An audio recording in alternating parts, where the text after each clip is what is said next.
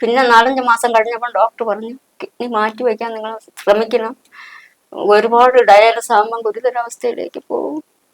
പലരുടെ കൈ നീട്ടി വാങ്ങിച്ച് ഡയാലിസിസ് പ്രൈവറ്റിലാണ് ചെയ്യുന്നത്. 1450 രൂപ ആവുകയാണ്. കണ്ടെത്തുന്ന ഓരോരോ വീടുകളിൽ പോകും, തരാത്ത വീടുകളും പോകും. ഒരു വീട്ടിൽ ചെന്ന എനിക്ക് തീരാത്ത വേദന. 50 രൂപ തന്നിട്ട് പറയണം ഓടിപ്പോയി. എനിക്കത് തീരാ വേദനയാണ്. ഞാൻ ഒരുപാട് വീടുകളിൽ ചെന്നെത്തേണ്ടി. സാമ്പത്തികമായിട്ട് സഹായിക്കാൻ ആരും ഇല്ല. അപ്പോഴ് അവൻ പിന്നെ വീട് കൊടുത്തും പോവാതെ ഇരുന്ന് അങ്ങനെ പലരെയും പകരം ഭിക്ഷ യാചിക്കും പോലെയാണ് ഇപ്പൊ യാചിച്ച് ജീവിക്കുന്നത്. സന്തോഷം അവർക്ക് മനസ്സിൽ സന്തോഷം എന്ന് പറഞ്ഞതും ഇല്ല, സമാധാനവും ഇല്ല. അങ്ങനെ ഒരു മരുന്ന് വാങ്ങിക്കാൻ പോലും 100 രൂപ ചോദിച്ചാൽ പോലും ആരും കൊടുക്കില്ല. അങ്ങനെ അന്യരും ഇപ്പൊ കൈനീട്ടി ജീവിക്കേണ്ട ഗതിയാണ് ഇപ്പൊ അവരുടെ അവസ്ഥ. നമസ്കാരം, മലയാളി വാർത്തയിലേക്ക് സ്വാഗതം. ഇപ്പോൾ എനിക്കരികിൽ തിരുവനന്തപുരം മഞ്ച സ്വദേശി രാധ എന്ന അമ്മയുണ്ട്. മകന്റെ ചികിത്സാർത്ഥം അലയുകയാണ്. ഇപ്പോൾ മകൻ ഡയാലിസിസ് ചെയ്യുന്നുണ്ട്. വലിയൊരു തുകയാണ് ഈ ഡയാലിസിസിന് വേണ്ടിയിട്ട് ചെലവാകുന്നത്. അപ്പോൾ മുഖ്യമന്ത്രിയുടെ ഓഫീസിലടക്കം അമ്മ പരാതി നൽകി അവിടെ നിന്ന് ചില സഹായങ്ങളൊക്കെ കിട്ടിയിട്ടുണ്ട്. അപ്പോൾ ഒരുപാട് വേദന കഥയാണ് ഈ അമ്മയ്ക്ക് പറയാനുള്ളത്. ശരിക്കും മകൻ എന്തായിരുന്നു സംഭവിച്ചത്? മകൻ ബിൽഡിങ്ങിന്റെ പണിക്ക് നിന്നിടത്ത് BP കൂടി. അന്ന് 200 ആയിപ്പോയി. അപ്പോഴത്രയും ആവാൻ പാടില്ല.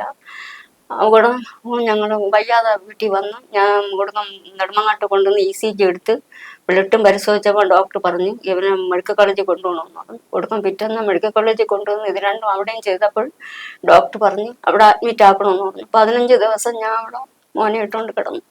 അപ്പോൾ കിഡ്നിക്ക് പെരുക്കം ഉണ്ടെന്ന് പറഞ്ഞു. പിന്നെ 4-5 മാസം കഴിഞ്ഞപ്പോൾ ഡോക്ടർ പറഞ്ഞു കിഡ്നി മാറ്റി വയ്ക്കാൻ നിങ്ങൾ ശ്രമിക്കണം. ഒരുപാട് ഡയാലിസിസ് ആകുമ്പോൾ ഗുരുതരാവസ്ഥയിലേക്ക് പോകും എന്ന് പറഞ്ഞ് അങ്ങനെ വലിയ തീയിൽ ഞാൻ തീരുന്ന് ജീവിക്കണം. അങ്ങനെ അവിടെ കിടക്കവേ തന്നെ അച്ഛൻ വയ്യാതായി. മൂത്ത മോൻ കൊണ്ടുവന്നു. 5 ദിവസം കഴിഞ്ഞപ്പം അച്ഛൻ മരിച്ച്. അന്ന് തൊട്ട് ഞാൻ വേദനയോടുകൂടി ജരന്നും പറക്കി ചട്ടിങ്കലും കഴിയാണ് എൻ്റെ മോനെ ഞാൻ നോക്കുന്നത്. പലരുടെ കൈ നീട്ടി വാങ്ങിച്ച് ഡയാലിസിസ് പ്രൈവറ്റിലാണ് ചെയ്യുന്നത്. 1450 രൂപ ആവുകയാണ്. ആഴ്ചയിൽ 3 ഡയാലിസിസ്, ഒരു മാസം 12 ഡയാലിസിസ്. ഡയാലിസിന് ട്യൂബും 6 ദിവസത്തിലൊരിക്കൽ മാറ്റി കൊടുക്കണം. പിന്നെ ഇഞ്ചക്ഷൻ്റെ മരുന്ന് 2 അതും കൊടുക്കണം. അങ്ങനെ വളരെ കഷ്ടത്തിലാണ്. അതുകൊണ്ട് എൻ്റെ കിഡ്നിയാണ് എൻ്റെ മോന് ഞാൻ കൊടുക്കുന്നത്. അങ്ങനെ ഡോക്ടർ ഒരുപാട് ടെസ്റ്റുകളെല്ലാം കഴിഞ്ഞ് ബ്ലഡ് പരിശോധിച്ചപ്പോൾ എൻ്റെ അവൻ്റെ ഒരു ഗ്രൂപ്പാണ്. അപ്പം ഡോക്ടർ പറഞ്ഞു ഒരു കുഴപ്പമില്ല വയ്ക്കാമെന്ന് പറഞ്ഞിട്ടുണ്ട്. അതുകൊണ്ട് ഞാൻ കൊടുക്കാനും തയ്യാറാണ്. 15 ലക്ഷം രൂപ വേണം. അതെല്ലാവരും സഹായിച്ചാലേ എൻ്റെ മോനെ രക്ഷപ്പെടുത്താൻ പറ്റും. ഇപ്പൊ ഈ ചികിത്സ നടക്കുന്നത് പ്രൈവറ്റ് ആശുപത്രിയിലാണോ? ഒട്ടപ്പാറ സിറ്റിയിലാണ് നടക്കണം. ഗവൺമെന്റിൽ ഞാൻ പോയി സൂപ്രണ്ടിനെ കണ്ട് വെള്ള പേപ്പറിൽ എഴുതി കൊടുത്തിട്ടുണ്ട്. അപ്പോൾ പറഞ്ഞു അവിടെ 60 പേരായി, ഒന്നും ചെയ്യാൻ പറ്റൂല. ഇനി ആള് കുറയണമെന്നുണ്ടെങ്കിൽ എന്നെ വിളിക്കാന്ന് പറഞ്ഞിട്ടുണ്ട്. നമ്പർ കൊടുത്തിട്ടുണ്ട്. കൂടെ ഞങ്ങൾ പോകും, തിരക്കും. അപ്പോഴവിടെ ഞാൻ ഇപ്പൊ മുനിസിപ്പാലിറ്റിയിലും കയറിയിട്ടാണ് പറഞ്ഞത്. ഗവൺമെന്റ് ആശുപത്രി നെടുമങ്ങാട് ഉണ്ട്. നമുക്ക് ഏറ്റവും കുറഞ്ഞ കാർഡാണ് മഞ്ഞ കാർഡ്. 500 രൂപയായിട്ട് വരുമാനം കൊടുക്കും. എന്നിട്ട് പോലും ഞങ്ങൾക്ക് തന്നില്ല. പലപ്പോഴും ഞാൻ വിചാരിക്കും ഇത്തിരി എലിവിഷമെങ്കിലും വാങ്ങിച്ച് എന്റെ മോനും ആഹാരത്തിൽ കൊടുത്തതിന് ശേഷം ഞാനും കഴിക്കാം. പലപ്പോഴും ഞാൻ വിചാരിച്ച് കരഞ്ഞിട്ടുണ്ട്. എന്നെ സഹായിക്കാൻ ആരുമില്ല, എന്റെ കൂടെ ആരുമില്ല. ഇപ്പൊ 2 വർഷമായിട്ട് ചികിത്സ നടക്കുന്നുണ്ട്. ആഴ്ചയിൽ 3 ഡയാലിസിസ്. ഒരു ഡയാലിസിസിന് എത്ര രൂപ? 1450 രൂപ ആവുകയുള്ളൂ. അപ്പൊ ഈ പൈസ എവിടെ നിന്നാണ് ഇപ്പൊ കണ്ടെത്തുന്ന ഓരോരോ വീടുകളിൽ പോകും, തരാത്ത വീടുകളും പോകും. ഒരു വീട്ടിൽ ചെന്ന എനിക്ക് തീരാത്ത വേദന. 50 രൂപ തന്നിട്ട് പറയണം ഓടിപ്പോയി. നിങ്ങളെ മോൻ അസുഖം വന്നിട്ട് ഞങ്ങൾ എന്ത് ചെയ്യട്ടെന്ന്. അങ്ങേര് പറഞ്ഞ് ഗേറ്റടച്ച് 50 രൂപ കൊണ്ട് തന്നിട്ട് എനിക്കത് തീരാ വേദനയാണ്. ഞാൻ ഒരുപാട് വീടുകളിൽ ചെന്നെത്തേണ്ടി എന്നെ പറയ്ക്കാണ് എൻ്റെ മോനെ ഞാൻ കൊണ്ടുപോകണത്. അവൻ ജോലി ചെയ്ത് എന്നെ നോക്കാനുള്ള ഞാൻ അവന് ജോലി ചെയ്ത് അവനെ നോക്കി. എനിക്കിത് വിചാരിക്കാൻ വലിയ സഹിക്കാൻ വയ്യ. മകനിപ്പോ എത്ര വയസ്സുണ്ട്? 35 വയസ്സായി. അപ്പൊ എന്റെ മൂത്ത മോന് മരിച്ചുപോയി 26ാമത്തെ വയസ്സിൽ. അതുകൊണ്ടാണ് ഇവനും പെണ്ണ് വേണ്ടെന്ന് പറഞ്ഞ് നടക്കണം. അവനും പെണ്ണ് കെട്ടിയില്ലായിരുന്നു. നാട്ടുകാരെ മെക്കാനിക്കനായിരുന്നു. അവന് ചെറിയൊരു പനി വന്ന് നെടുമങ്ങാട്ട് കിടന്ന് മരിച്ച്. അപ്പൊ ഒരു വെപ്രാളം ഉണ്ടായിരുന്നു 6 മണിയൊക്കെ ആയപ്പോ. അപ്പോഴും എൻ്റെ അച്ഛനും ഉണ്ടായിരുന്നു. അപ്പോഴും പറഞ്ഞു ഡോക്ടറെ ഞങ്ങൾക്ക് തുണ്ട് തന്ന് ഞങ്ങൾ മെഡിക്കൽ കോളേജിൽ കൊണ്ടുപോവാന്ന് പറഞ്ഞു. അപ്പോഴും ഡോക്ടർ പറഞ്ഞു അത് തരാൻ പറ്റൂല എന്ന് പറഞ്ഞു. കൊടുക്ക രാത്രി 9:30 ആയപ്പം പിള്ള മരിച്ചു.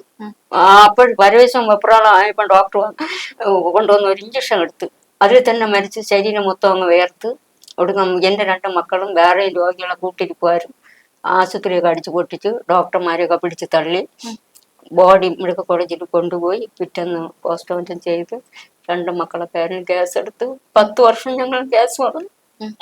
അങ്ങനെയെല്ലാം ഞങ്ങൾ തീരെ നടുവിലാണ്. ഞാൻ ഇപ്പോഴും തീ തിന്നോണ്ടാണ് ഇരിക്കുന്നത്. ആഹാരം കഴിക്കില്ല, കഞ്ഞി നല്ലൊരു കൂട്ടം വെച്ച് കഴിച്ചിട്ട് മാസങ്ങളായി. റേഷൻ അരിയുള്ളതുകൊണ്ടുള്ള അരിയിട്ട് കഞ്ഞി വെച്ച് കുടിക്കും. അമ്മ എന്തെങ്കിലും ജോലി ചെയ്യുന്നുണ്ടോ? ഞാൻ വീട്ടു ജോലിക്ക് പോയി കലം കഴിയാന് 7,000 രൂപ ശമ്പളമുള്ളൂ. അങ്ങനെ പോയിട്ട് നേരത്തെ എന്റെ മോൻ വീട്ടിൽ കിടക്കണതുള്ളൂ. അവിടെ ഒരു സമാധാനം ഇല്ല. പെട്ടെന്ന് ഞാൻ വരും. വീട് സ്വന്തം വീടാണോ അതോ? സ്വന്തം വീട് തന്നെ. അപ്പൊ ഈ ഗവൺമെന്റ് ആശുപത്രിയിൽ ഇപ്പൊ നമ്പർ കിട്ടുന്നില്ല, അതാണ് തടസ്സം. അപ്പൊ ആശുപത്രിയിലാണ് ചികിത്സ നടത്തുന്നതെങ്കിൽ ഇത്രയും തുക ആകില്ലല്ലോ? ആവില്ല. ഞാൻ ഇപ്പൊ മുനിസിപ്പാലിറ്റിയിലും കയറിയിട്ടാണ് വന്ന. അവര് പറയണെന്ന് വെച്ചാൽ ഇത്രയും പേരുള്ളതുകൊണ്ട് അവർക്ക് ഒന്നും ചെയ്യാൻ പറ്റൂല. അതുകൊണ്ട് ഇനി ബുധനാഴ്ച മോന് ഡയാലിസിസ് ഉണ്ട്. അവിടെ ചെല്ലുമ്പോഴത്തേക്ക് അവിടെ നിന്ന് അവര് നമ്പർ തന്നിട്ടുണ്ട്. അവിടെ ചെന്നിട്ട് ഒന്ന് ഫോൺ ചെയ്യാൻ പറഞ്ഞു. അപ്പോഴ് പൈസ കുറയ്ക്കുമെന്ന് പറയണത് ഉള്ളതോ ഇല്ലാത്തതെന്ന് നമുക്കറിഞ്ഞൂടാ. അപ്പൊ നിങ്ങള് മറ്റെന്തെങ്കിലും വഴി, ഇതിപ്പോ മുഖ്യമന്ത്രിന്റെ ഓഫീസ് ഉണ്ട്, അതുപോലെ ആരോഗ്യമന്ത്രിന്റെ ഓഫീസ്, അങ്ങനെ അവിടെ എന്തെങ്കിലും പരാതി കൊടുക്കാം? വേറെ എങ്ങും കൊടുത്തിട്ടില്ല. മുഖ്യമന്ത്രിയുടെ അവിടെ ഞാൻ മാസങ്ങളോളം കഴിഞ്ഞ് ഞാനും എന്റെ മോനും കൂടെ അക്ഷ വഴി അയച്ചിട്ടും ഒരനക്കവും ഇല്ല. എന്റെ അവസ്ഥ കണ്ടിട്ട് എന്റെ ചേട്ടൻ മരിച്ചപ്പോ ഞാൻ പോണ വീട്ടിലെ സാറും ഭാര്യയും എല്ലാം വന്നിരുന്നു. എന്റെ ഭർത്താവിന്റെ മരണത്തിന്റെ ഒക്കെ വന്നിരുന്നു. അപ്പൊ അവർക്ക് എല്ലാ കാര്യങ്ങളും അറിയാം. അപ്പോഴ് സാറിന് മനസ്സിലായി ചേച്ചിക്ക് ഇതിന്റെ മോൻ ഇപ്പൊ ഡയാലിസിസ് നടക്കണം, നല്ല എമൗണ്ട് ആവും. അതുകൊണ്ട് ചേച്ചി നിങ്ങൾ വാർഡ് മെമ്പർ ആരാണെന്ന് കേട്ടപ്പോ ഞാൻ റബീക്കാണെന്ന് പറഞ്ഞു. സാറ് എനിക്ക് അത് യാതൊരു ഇതുമില്ല, അങ്ങേര് ഒന്നിനും ഇറങ്ങണില്ല എന്ന് പറഞ്ഞപ്പോ സാറ് ഈ പേപ്പർ കൊണ്ട് മുഖ്യമന്ത്രിക്ക് നേരിട്ട് കൊടുത്തു. വാർഡ് മെമ്പറിന്റെ അടുത്ത് ഈ കാര്യങ്ങളൊക്കെ അറിയാം. അപ്പൊ എന്തായിരുന്നു വാർഡ് മെമ്പറിന്റെ ഒരു പ്രതികരണം? അങ്ങേര് ഇപ്പൊ പറയണ എങ്ങനെയാന്ന് വെച്ചാൽ എല്ലാ ടെസ്റ്റുകളും കഴിഞ്ഞു ഓപ്പറേഷൻ ഡേറ്റ് വാങ്ങിച്ചു അങ്ങേരെ കൊണ്ട് കൊടുക്കാൻ.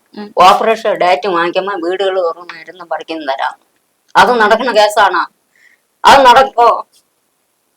അങ്ങനെയാണ് ഇപ്പൊ എന്നോട് പറഞ്ഞപ്പോ അവനാണ് എന്നെ ഇങ്ങനെ കൊണ്ടുവന്നത്. എനിക്ക് ആരുമില്ല.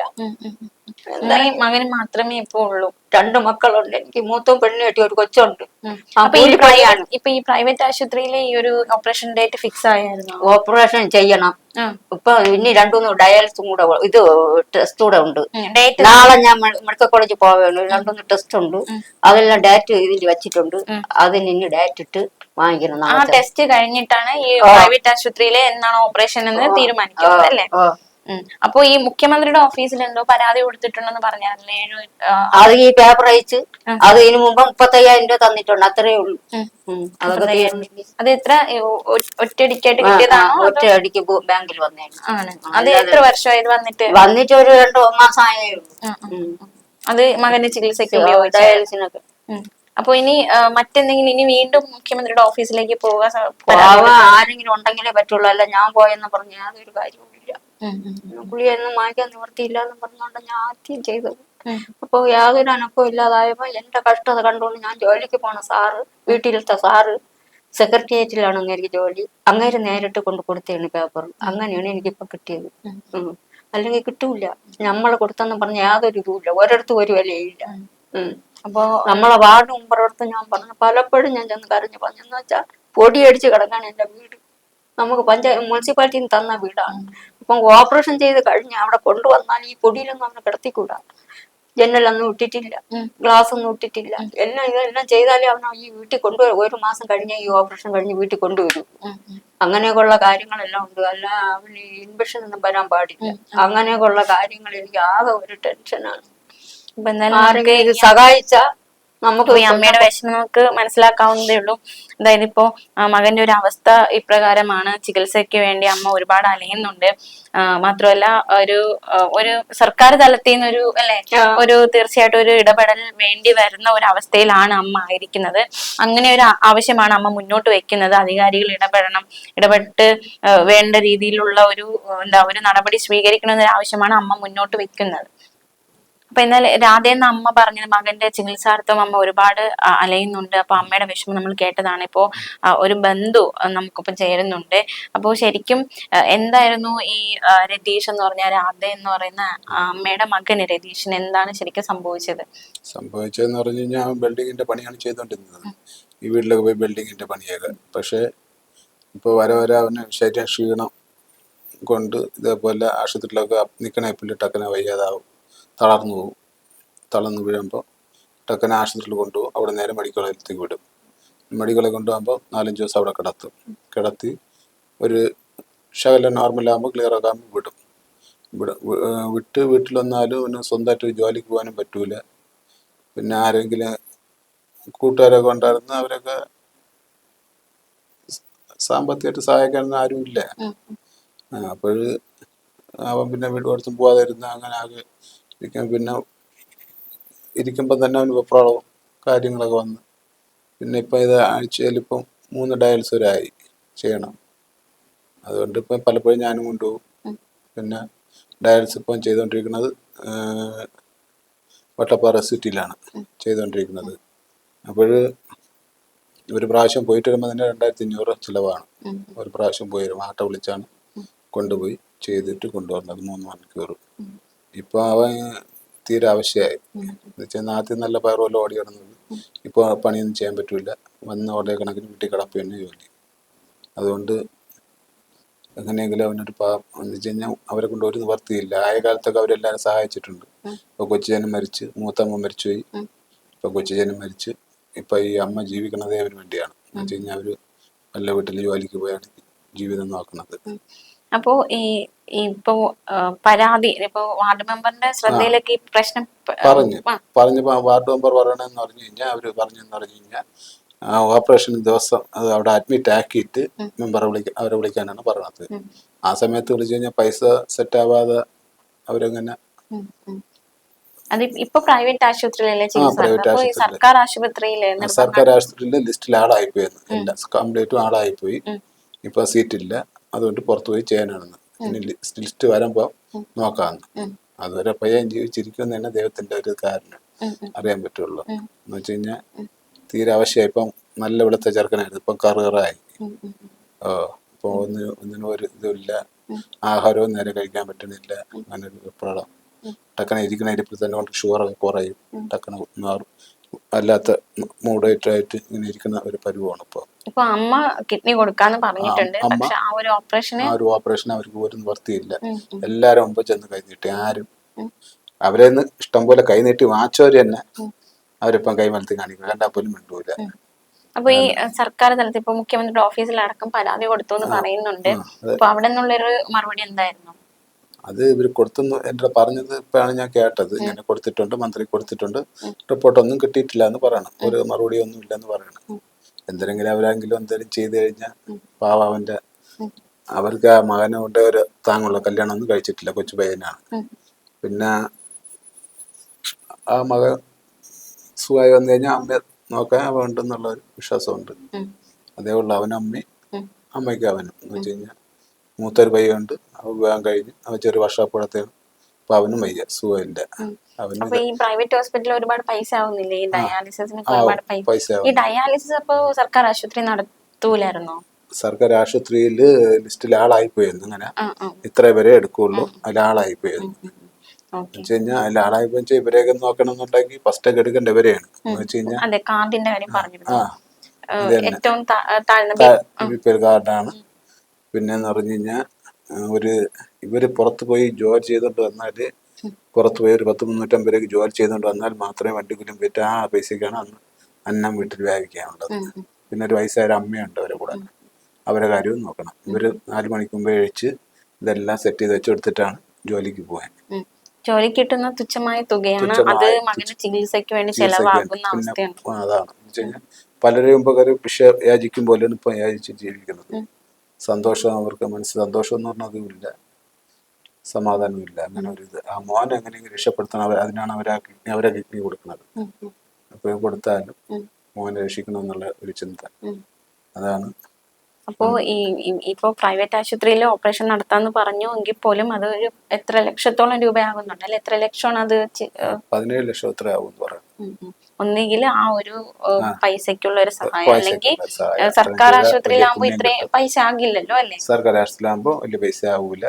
അപ്പൊ ഈ മെമ്പർ വഴി ഒന്ന് സർക്കാർ ആശുപത്രി നമ്പർ കിട്ടാൻ അങ്ങനെ ശ്രമം നടത്തിയിരുന്നോ? മെമ്പറുടെ പറഞ്ഞു ഓപ്പറേഷൻ ദിവസം മാറ്റിട്ട് പറഞ്ഞ എന്തെങ്കിലും ചെയ്യാന്ന് പറഞ്ഞു. അങ്ങനെ ഒന്നും കാണാതെ നമ്മള് ദിവസം വാങ്ങിച്ചിട്ട് എന്ത് ചെയ്യാൻ പറ്റും? അതിന് ഒരു വഴിയില്ല. മുമ്പ് പറഞ്ഞ അവരാരും അവരൊക്കെ മനസ്സ് വെച്ചിരുന്നെങ്കിൽ എല്ലാവരും കൂടെ മനസ്സ് വെച്ചിരുന്നെങ്കിൽ നമ്മളെ ഈ കുഞ്ഞമ്മേരെ ഭർത്താവ് ആ ജംഗ്ഷനിൽ യൂണിയനിലൊക്കെ ഉണ്ടായിരുന്നതാണ്. എല്ലാവരും നല്ല സഹകരണ കാര്യങ്ങളൊക്കെ ഉണ്ടായിരുന്നതാണ്. ഇപ്പം പുതിയ തലമുറകൾ വന്നപ്പോൾ അവരെയൊക്കെ പുറന്തള്ളി അവരിപ്പം മരണപ്പെട്ടു പോവുകയും ചെയ്തു.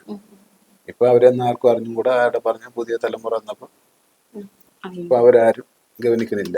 എല്ലാ വിഷമവും ചെന്ന് കരഞ്ഞു പോലെ പറഞ്ഞു. ഒരു മരുന്ന് വാങ്ങിക്കാൻ പോലും 100 രൂപ ചോദിച്ചാൽ പോലും ആരും കൊടുക്കില്ല. അങ്ങനെ അന്യരും ഇപ്പൊ കൈനീട്ടി ജീവിക്കേണ്ട ഗതിയാണ് ഇപ്പൊ അവരുടെ അവസ്ഥ.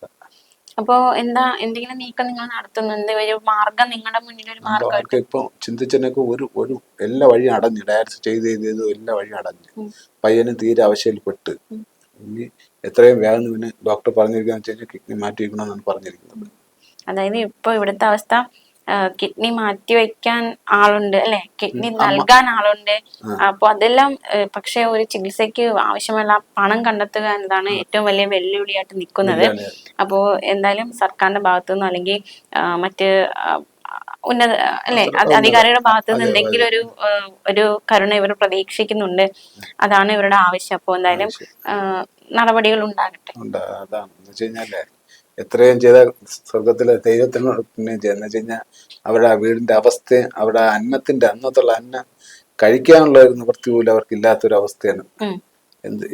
ഏത് രാജ്യത്തുനിന്ന് ഏത് മനുഷ്യരെ കേട്ടാലും ശരി തന്നെ ആ ഒരു കുടുംബത്തിന് ഒരു നന്മ ചെയ്ത വലിയ പുണ്യം അവർക്ക് എത്രമാത്രം ഒരു വിഷമുണ്ട് എന്ന് വെച്ചാൽ അവര് കരഞ്ഞുകൊണ്ടാണ് നടക്കണതും പോണതും പറഞ്ഞത്. എവിടെ മറിഞ്ഞു ഇതല്ല ഇങ്ങനെ ഇവര് ഈ കരഞ്ഞു പറഞ്ഞ് നടന്നാലേ ഇവരെ ഈ ഹാർട്ടിന് കംപ്ലൈന്റ് ആയി കഴിഞ്ഞാൽ മോന് കൊടുക്കാനുള്ള ഹാർട്ടാണ്. പിന്നെ അതാണ് നമ്മളെ വിഷമം എന്ന് വെച്ച് കഴിഞ്ഞാൽ കരയാതിരിക്കാൻ പറ്റില്ല. എത്ര അമ്മമാരായാലും മോന്റെ അവസ്ഥ കാണുമ്പോൾ പൊട്ടി കരഞ്ഞു പോകും. നമുക്ക് ചിന്തിക്കാവുന്നതേ ഉള്ളൂ. ഈ ഒരു അവസ്ഥ ഏത് അവസ്ഥയിലൂടെയാണ് കടന്നു പോകുന്നതെന്ന് തീർച്ചയായിട്ടും എല്ലാവർക്കും മനസ്സിലാക്കാവുന്നതേ ഉള്ളൂ.